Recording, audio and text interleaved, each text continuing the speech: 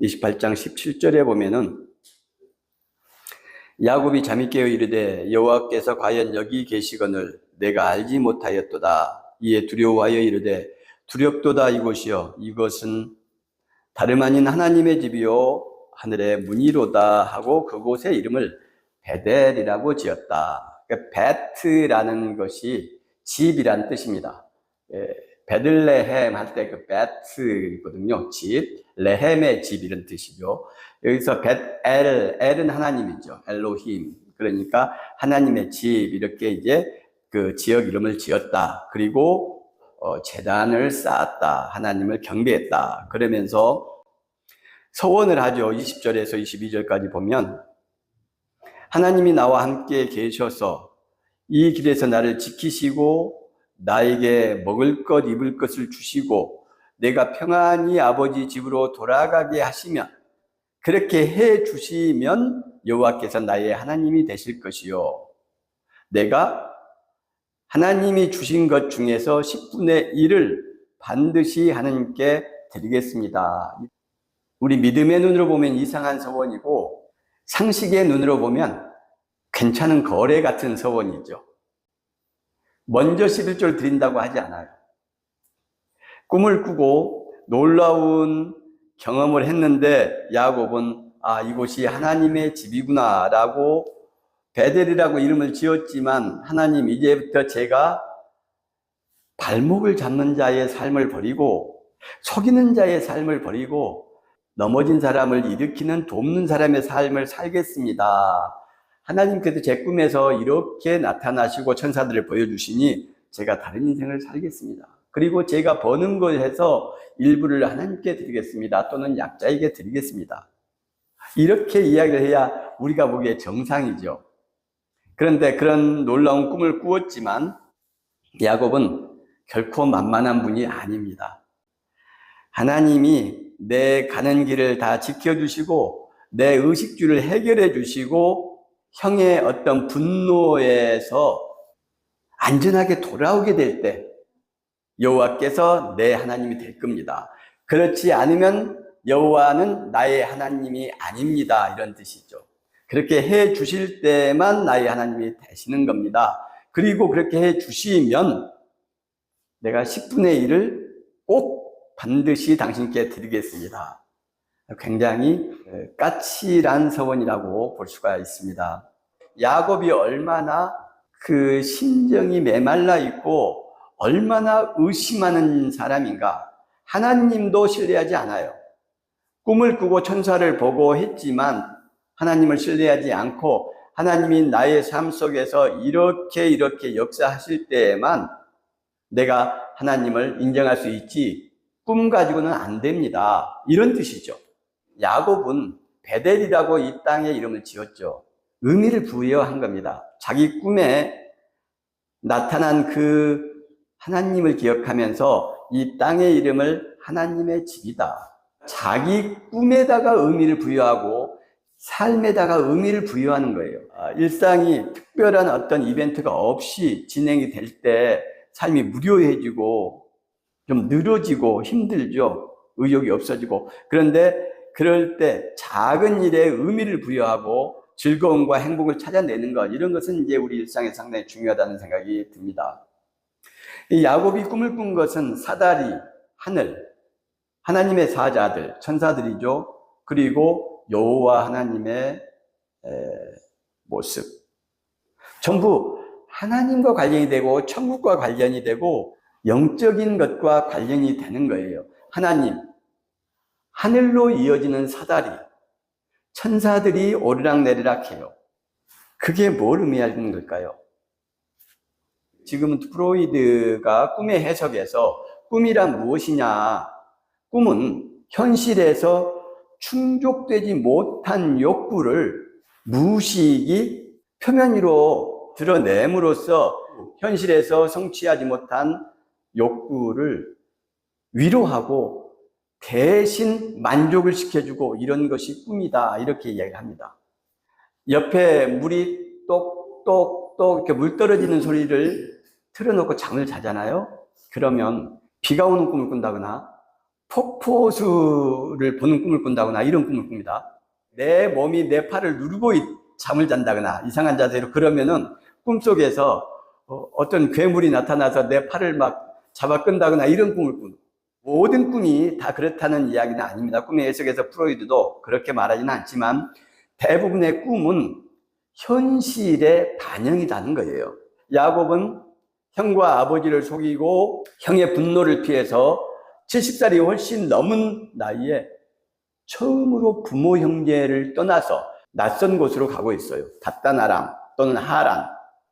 야곱의 어떤 내성적인 면과 집에 머물러 있기를 좋아하는 이런 걸 생각할 때 야곱은 두렵지요. 형의 그 분노도 두렵지만 낯선 세상, 낯선 사람들에 대한 두려움도 만만치 않았을 겁니다. 위험은 그렇다고 치더라도 아내감을 만날 수 있을 것인가? 다시 언제쯤 돌아올 수 있을 것인가? 두렵고 염려스러운 마음, 불안한 마음, 이게 지금 꿈에서 반영이 된 겁니다. 그래서 지금까지 야곱은 하나님의 이야기를 한 번도 하지 않아요. 하나님을 찾지도 않습니다. 그런데 처음으로 야곱이 꿈에서 하나님을 경험하는 이런 놀라운 일이 있었다. 야곱이 그만큼 두렵고 무섭고 마음이 심사가 편하지 않았다, 이걸 알 수가 있어요. 성경에서 보면은 요셉 편안할 때, 야곱의 품 안에서 야곱의 사랑을 독차지하면서 자랄 때에는 하나님을 찾지 않습니다. 노예로 팔려가서 보디발의 집에 있을 때 처음으로 하나님에 대한 고백이 요셉에게서 나와요. 다윗이 엄청난 세력가의 집안에서 귀족으로 자랄 때 이랬다면은 다윗이 그만큼 많은 하나님에 대한 찬양과 고백을 시편에 남겼을까요? 그렇지 않을 것이라고 저는 생각합니다. 다윗은 늘 고통스럽고 힘들었고 사울과 많은 대적자들 칼날을 피해서 도망 다녀야 했어요. 그러니 위험과 두려움과 죽음이 늘 도사리고 있었죠. 그래서 다윗은 하나님을 찾고 의탁할 수밖에 없었다. 앞에서 우리가 이삭의 모습을 봤죠. 이삭은 용맹스러운 지혜로운 아브라함의 아들로 태어났습니다. 어머니의 특별한 사랑을 받으면서 그 보호 아래 성장하였죠. 이삭의 신앙이 어떻습니까? 이야기할 게 없어요. 그래서 아브라함 이야기에서 야곱 이야기로 넘어가는 그 징검다리 역할을 하기 위해서 억지로 아비멜렉과의 이야기가 끼어들었다. 부잣집의 아들로 편하게 자랐기 때문에 하나님을 찾을 필요가 없는 거예요. 위대한 왕 다윗의 아들 솔로몬은 어떻습니까? 지혜로운 왕이었고 어머니 밧세바가 솔로몬 위에 형들이 아주 많았음에도 불구하고 그들을 모두 제치고 솔로몬을, 밧세바는 또 후처지 않습니까? 그런데 솔로몬을 왕으로 세울 정도로, 그런데 그 밧세바의 특별한 사랑, 다윗 왕의 위대한 그런 아들, 그렇게 태어났는데, 그리고 그렇게 지혜롭게 태어났는데 솔로몬의 왕이 된 뒤의 행사는 아주 잔인하고 무섭습니다. 왕으로 등극해서 제일 먼저 하는 게 숙청입니다. 다 죽여요. 다윗 왕 때의 개국 공신들 다 죽입니다. 그리고 나서 한 게 성전 건축과 왕궁 건축입니다. 그러니까 우리가 솔로몬을 미화하는 성경의 이야기들을 그대로 받아들이면 안 돼요. 행간을 읽어내는 것이 너무나 중요하고, 사실 진실은 보이는 표면 위에 드러나는 것이 아니고 보이지 않는 행간 속에 담겨 있습니다. 보이는 문장 외에 감춰진 내용들을 잘 찾아내는 것이 정말 중요합니다. 이렇게 꿈을 꾸고 고통 가운데서 야곱이 불안한 마음을 안고 이제 드디어 동방 사람의 땅에 이르렀다. 29장 1절에 되어 있죠. 본즉 우물이 있고 그 곁에 양 세 떼가 누웠으니, 이렇게 되어 있습니다. 이 곁이란 말이 히브리어는 알이란 말이 쓰입니다. 위라는 뜻이에요. 곁이 아닙니다. 리브가를 만나는 엘리에셀 늙은 종 이야기에서 그 우물이 나선형으로 이렇게 계단을 따라 밑으로 쭉 내려가야 되는 저 밑에 있는 그런 우물이었다라고 이야기했죠. 두 가지 형태의 우물이 이 팔레스틴 지역에 있었다. 그 중에 하나가 나선형 우물이고 하나는 이런 우물이에요. 일반적인 우물이죠, 이게. 그렇지만 일반적인 우물도 그냥 평지 위에 물이 나오는 게 아니고 조금 밑으로 내려가야 되는 우물인 겁니다. 그런데 그런 게 이제 우리나라 사람들 입장에서는 이해가 좀 안 되죠. 우물이 뭐 밑에 있다. 우물 위에 양새떼가 있다. 이러면 말이 좀 이해가 안 되지 않습니까? 우물이 있고 그 옆에 양떼가 누워 있었겠지. 무슨 우물 위에 양떼가 누워 있냐. 이것은 우리식 사고여서 그래요. 그쪽 사고는 우물이 평지에 바로 나오는 경우는 거의 없습니다. 계단을 따라서 밑으로 깊이 내려가는 그런 정도의 우물은 아니었지만 이 우물도 일반 평지보다는 좀 밑에 있는 우물이었다. 이제 이것을 알 수가 있죠. 지금 야곱은 이삭과 어머니를 떠나서 하란으로 가고 있어요. 그리고 또 여기서는 밧단 아람이라고 이야기를 합니다. 이 4절에 보면 야곱이 목자들에게 물어봅니다. 내 형제여 어디서 왔느냐? 그들이 이르되 하란에서 왔다. 지금 이 우물이 있는 곳은 하란이 아니다. 이런 의미가 있잖아요. 리브가가 이야기를 할 때 하란으로 가서 외삼촌 집에 가서 내 아내감을 구하라. 이런 내용이 있거든요. 그러면 이제 하란과 밧단 아람은 어떤 차이가 있느냐? 하란이 훨씬 큰 도시입니다. 밧단 아람은 하란에서 좀 떨어진 작은 도시라고 볼 수가 있죠. 라반은 이제 밧단 아람에서 거류하는 부자였죠. 여기서 지금 야곱의 모습을 보세요. 자기가 나그네입니다. 그런데 우물 어귀에 앉은 다음에 거기에 있는 목자들에게 이야기합니다. 어디서 왔느냐? 우리 하란에서 왔다. 그러니까 어떻게 너희들 라반을 아느냐? 안다. 그 딸 라헬이 지금 양을 몰고 오고 있다. 야곱이 이르되 해가 아직 높은즉 가축 모일 때가 아니니 양에게 물 먹이고 가서 양들이 풀을 더 뜯게 해라. 이런 건 좀 뜬금없죠. 목자들이 알아서 할 일 아닙니까? 자기의 친구들이나 아는 사람들도 아니에요. 마을 사람들도 아닙니다. 그런데 나그네 야곱이 그들에게 야 지금 해가 중천인데 왜 풀을 안 뜯기고 이거 와서 이렇게 놀고 있냐? 물 먹이고 가서 양에게 풀을 더 뜯겨라. 부지런히 일해라. 이런 뜻이죠. 성품을 알 수 있는 대목이에요. 이런 게. 젊은 사람들이 하는 말로 오지랖이 넓은 것이고 꼰대 짓을 하고 있는 거죠. 남의 일을 잘 간섭하고 이런 사람을 오지랖 넓다라고 하는데 지금 야곱이 딱 그런 식이죠. 이걸 좀 더 안 좋은 말로 보면은 교만한 겁니다.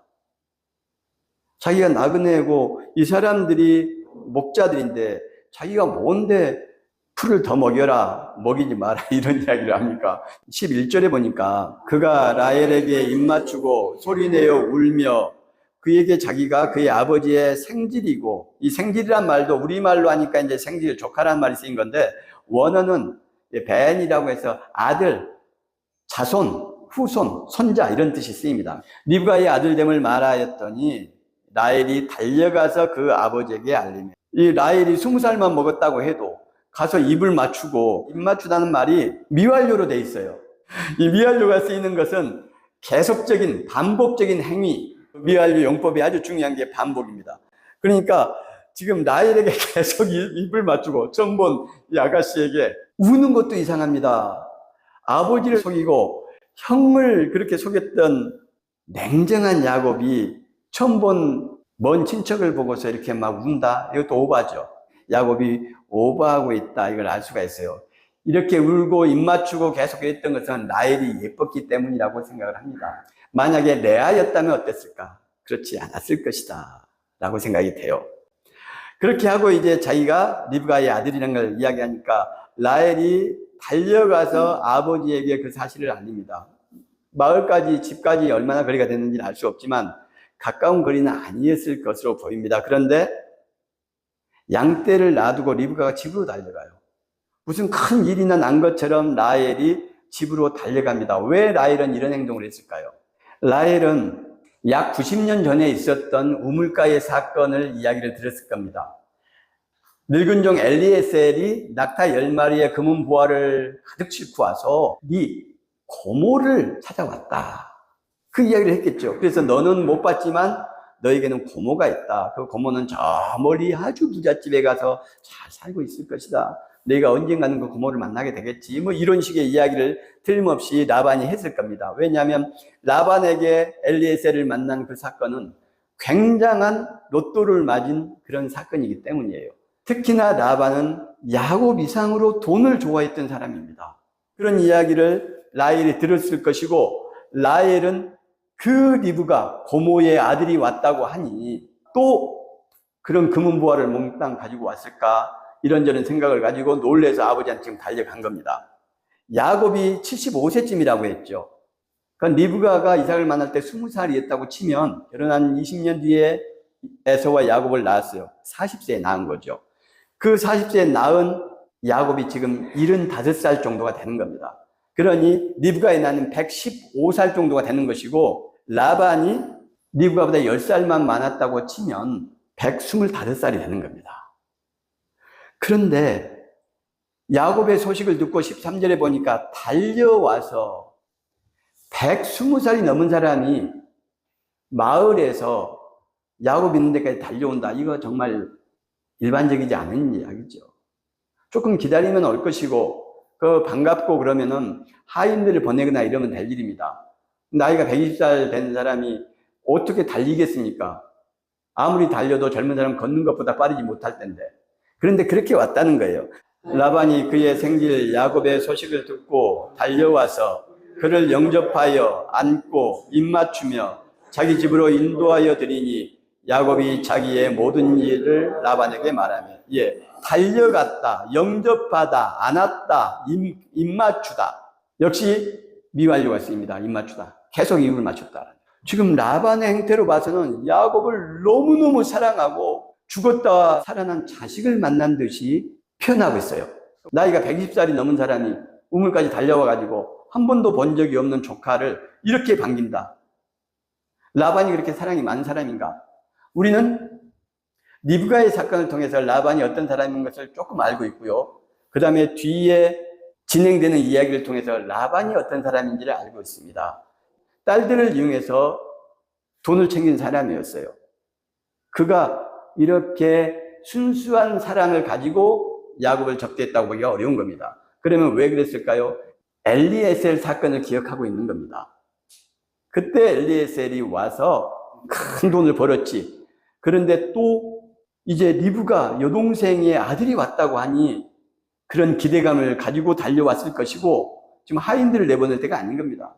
라헬은 이름의 뜻이 암양입니다. 암양. 반대로 언니 레아는 들소입니다. 레아는 시력이 약하고 라헬은 곱고 아리따우니, 이렇게 되어 있어요. 곱고 아리따다, 이렇게만 되어 있지만 이 원어를 보면은 야페토아르 야페마리에 이렇게 되어 있습니다. 우리 번역으로 보면은 라헬은 곱고 아름답다, 즉 야페만 번역을 한 거예요. 그런데 원어에 보면은 모양, 얼굴이 야페하고 아름답고 외관이 아름답다, 즉 몸매가 아름답다라는 이야기예요. 그러니 라헬은 굉장히 미녀였던 것으로 보입니다. 그래서 이름이 암양이에요. 이름도 귀엽죠. 그런데 그 언니 레아는 들소입니다. 딸의 이름을 들소라고 지은 거예요. 이것으로 봐서 레아가 굉장히 등치가 크고 힘든 일을 많이 했을 것 같다라는 것을 알 수가 있습니다. 반면에 라헬은 암양인 것처럼 양을 돌보는 일을 했죠. 지금 이 상태에서 레아는 등장하지 않아요. 레아는 어디 있을까, 이런 궁금증을 가질 수 있죠. 라헬은 양을 돌보면서 아버지의 일을 하고 있는데 레아는 어디 있을까? 레아는 더 무거운 일을, 더 힘든 일을 하고 있었을 것으로 보입니다. 레아의 이름으로 봐서. 창세기에 여성이 일하는 모습이 나온 게 아주 드뭅니다. 근데 일하는 여성의 모습이 리브가에게서 나왔죠. 등에 큰 물동이를 맨, 다른 처녀들은 다 머리에 작은 물동이를 이고 다니는데 리브가는 끈을 매서 큰 물동이를 등에 지고 다녔다. 근데 아버지가 없었어요. 그럼 라반이, 오빠가 리브가를 이렇게 일을 시킨 거죠. 여기 라헬을 보니까 양을 치게 만들어요. 리브가도 일을 시켰고 라헬도 일을 하는 모습을 나와요. 부잣집 딸이. 왜 그럴까요? 충분히 종들이나 노예들을 시켜도 될 일입니다. 근데 라헬을 일을 시켰다. 그리고 라헬과 리브가 또 레아는 등장하지 않지만 들소라는 이름에서 우리가 유추해 볼 수 있는 것처럼 라반이 이 두 딸과 여동생을 계속 노동을 착취한다는 사실을 알 수가 있어요. 라반은 부자였습니다. 종들이 많이 있었습니다. 그런데 라반은 딸들과 여동생을 이용했던, 지금 라반의 나이가 아까 우리가 말씀드렸듯이 120살이 넘습니다. 평생을 이렇게 살아온 거예요. 31장 7절에 보면은 그대들의 아버지가 나를 속여 품삯을 10번이나 변경하였다. 그렇지만 하나님께서 나를 도우셔서 나를 해치지 못하게 했다. 이 이야기를 야곱이 레아와 라헬 두 아내에게 하는 내용입니다. 그 야곱의 이야기를 듣고 레아와 라헬이 하는 말이 아버지가 우리를 팔고, 이렇게 말합니다. 아버지가 우리를 팔고 우리의 돈을 다 삼켰다, 먹어버렸다. 아버지가 우리를 이방인처럼 여기는 것 아닌가, 이런 말이 나와요. 딸들도 이것을 평생에 거쳐서 느낀 겁니다. 아버지가 자기를 이용하고 지참금으로 야곱이 제공했던 노동력과 이런 것을 전부 아버지가 갈취했다는 것. 그래서 라반이 어떤 사람인가를 정확하게 알아야 야곱에게 달려나오고 야곱을 안고 계속 입맞추고 영접하고 집으로 드리고, 이런 내용이 보이는 것과는 전혀 다른 의미가 담겨 있구나 걸 알 수가 있어요.